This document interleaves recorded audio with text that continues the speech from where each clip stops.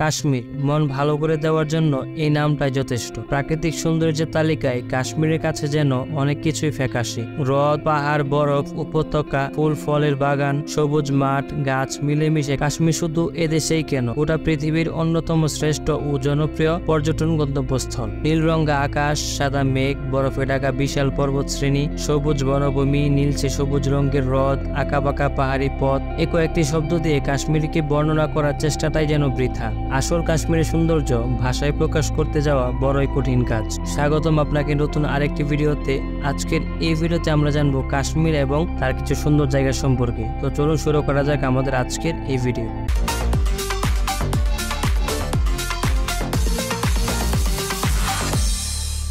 কাশ্মীর হলো ভারতীয় উপমহাদেশের উত্তর পশ্চিমের একটি অঞ্চল। 19বিংশ শতাব্দীর মাঝামাঝি পর্যন্ত কাশ্মীর শব্দটি ভৌগোলিকভাবে শুধু গিরিরাজ, হিমালয় এবং পীর পঞ্চল পর্বতমালার উপত্যকাকে নির্দেশনা করা হতো। আজ কাশ্মীর বলতে বোঝায় একটি বিশাল অঞ্চল যা ভারতীয় শাসিত জম্মু ও কাশ্মীর ও লাদাখ কেন্দ্রশাসিত অঞ্চল, পাকিস্তানি শাসিত গিলগিত বালতিস্তান ও আজাদ কাশ্মীর প্রদেশ এবং চীন শাসিত আকসাই চীন ও ট্রান্স কারাকোরাম ট্রাক অঞ্চলসমূহ নিয়ে গঠিত। কাশ্মীর শব্দটি সংস্কৃত শব্দ কাশ্মীরা থেকে উৎপত্তি হয়েছে বলে মনে করা হয়। নীলমত পুরাণ অনুসারে সতী সরস নামক হ্রদ থেকে এই উপত্যকার উৎপত্তি ঘটে।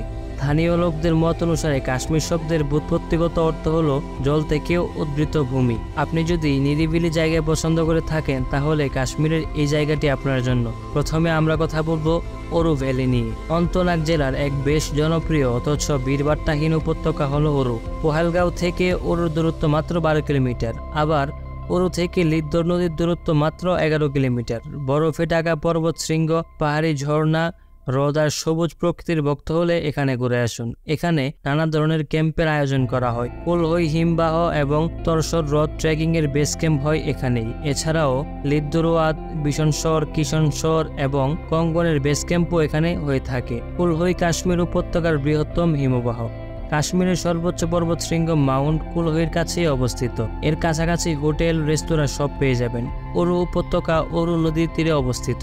নদীর নাম অনুসারে এই স্থানের নাম রাখা হয় ওরু। গোটা জায়গায় বেশ নিরিবিলি। এর পাশাপাশি রয়েছে গুরেজ। সমুদ্র পৃষ্ঠ থেকে প্রায় 2500 মিটার উঁচুতে অবস্থিত কাশ্মীরের আরেক অপূর্ব সুন্দর গ্রাম হচ্ছে গুরেজ। অনেকটা সুইজারল্যান্ডের মতোই দেখতে এই গ্রামটি। সুইজারল্যান্ড সম্পর্কে অলরেডি আমাদের চ্যানেলে ভিডিও দেওয়া রয়েছে, আপনি চাইলে আই বাটনে প্রেস করে ভিডিওটি দেখতে পারেন। বন্দিপুর থেকে গুরেজের দূরত্ব মাত্র 86 কিলোমিটার এবং রাজধানী শ্রীনগর থেকে দূরত্ব প্রায় 125 কিলোমিটার। গোটা গ্রাম বরফে মোড়া পাহাড় দিয়ে ঘেরা। গ্রামের মধ্য দিয়ে বয়ে গেছে কৃষ্ণগঙ্গা নদী। গ্রামের অঞ্চলে স্নো লেপার্ড এবং বাদামি ভাল্লুকের দেখাও মিলে। কাশ্মীরের অন্যতম সেরা পর্যটন স্থল হলেও ভিড় বড় একটা হয় না। নভেম্বর থেকে মে মাস এখানে প্রচুর তুষারপাত হয়, বরফে পুরোপুরি ঢাকা পড়ে যায়। ফলে ওই সময় গ্রামে পৌঁছানো খুব মুশকিল। মে মাসের পর থেকে রাস্তাঘাট স্বাভাবিক হতে শুরু করে। গুরেজ পর্যটনকে আকর্ষণীয় করে তুলতে কাশ্মীর পর্যটন দপ্তরের তরফে গুরেজ হেলিকপ্টার পরিষেবা চালু হয়েছে। অপূর্ব সুন্দর এই গ্রামের প্রাকৃতিক সৌন্দর্য যেমন তেমনই সুন্দর এখানকার সবুজ অরণ্য। কৃষ্ণগঙ্গা নদীতে মাছ ধরার আনন্দই আলাদা। আলু এবং ভুট্টার ক্ষেতগুলিও যেন এখানে অপূর্ব সুন্দর। এখানকার হাব্বা খাতু শৃঙ্গের সৌন্দর্য দারুণ জনপ্রিয়। তার পাশাপাশি আরেকটি সুন্দর জায়গা রয়েছে যার নাম হচ্ছে গুলমার্গ। শ্রীনগর থেকে মাত্র 52 কিলোমিটার দূরে সবুজ ঘাসে বিস্তৃত গুলমার্গ, যা সারা বছরই বরফে ঢাকা থাকে। এখানে দেখতে পারবেন গন্ডোলা, গলফ কোর্স, বাবা শশীর মাজার, আফারওয়াদ পিক, সেন্ট মেরি চার্চ। কার ছাড়াও প্যারাগ্লাইডিং এর মজা পাবেন গুলমার্গে। গুলমার্গ কথার অর্থ ফুলের পথ। বছরের বেশিরভাগ সময় এই অঞ্চলটি বরফে আবৃত থাকলেও গ্রীষ্মের সময় এখানে নানান পাহাড়ি ফুলের দেখা মেলে। আপনি যদি অ্যাডভেঞ্চার প্রেমী হন তাহলে এখানকার অ্যাডভেঞ্চার রাইডগুলিতে অংশগ্রহণ করতে কিন্তু একদমই ভুলবেন না। কাশ্মীরের আরও একটি সুন্দর জায়গার নাম হচ্ছে পেহেলগাম। একদিকে ভীতি সঞ্চয় করা গভীর উপত্যকাগুলোর আশ্রয়স্থল বেতাব উপত্যকা, অন্যদিকে হাজার বছরের স্রোত বুকে নিয়ে চিরনবীন লিডার হ্রদ। এদের মাঝে পেহেলগাম যেন বুনো ও আদিম প্রকৃতির এক উপহার।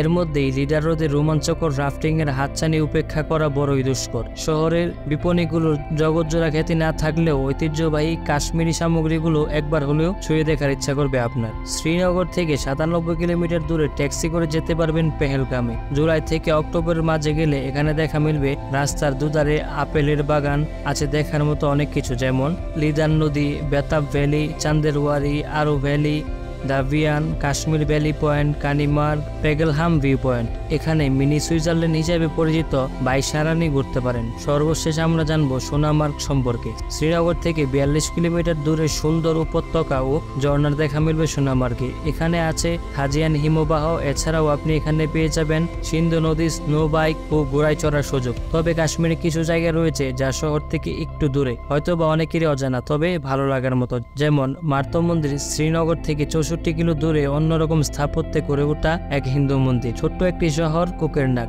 রয়েছে মাছ ধরার ব্যবস্থা, রয়েছে কাঠবাগান ও আপেল বাগানের সমাহার। আরও যেতে পারেন নুব্রা উপত্যকা ও দুধপতরির মতো জায়গায়। শ্রীনগর থেকে 80 কিলোমিটার উত্তর পশ্চিমে অপরূপ উপত্যকা ও ঝর্ণার এক স্বর্গীয় সংমিশ্রণ এই সোনামার্গ। শ্রীনগর থেকে 42 কিলোমিটার দূরে সেখানে পৌঁছাতে পথে পড়বে অপরূপ সিন্ধু নদ।